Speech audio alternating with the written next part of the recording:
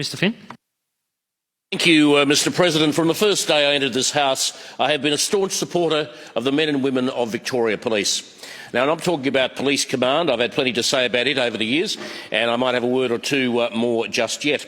No, my support is for Victoria's finest. The policemen and women who make up the thin blue line, the men and women who put themselves on the line to protect the community, men and women who risk injury and trauma every day and night to make us safer. I know far too many police officers who have had their families and lives destroyed as a result of physical and psychological wounds suffered on the job. Just this week I was contacted by a constituent who suffered broken ribs after he was assaulted last weekend. He told me it was the third time he'd suffered the same injury on duty. He was punched and kneed during a domestic violence incident he'd been called to. The female sergeant who accompanied him was kicked in the face, and another female officer was also injured. What hurt probably more than the injuries is what followed. On Monday of this week, the offender appeared in court and was sentenced to just 3 months' jail.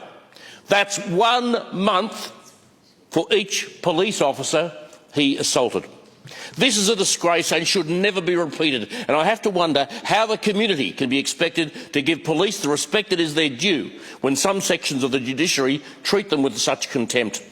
Gilbert and Sullivan told us a policeman's lot is not a happy one. In Daniel Andrews, Victoria, that lot is all too often totally miserable. Thank you.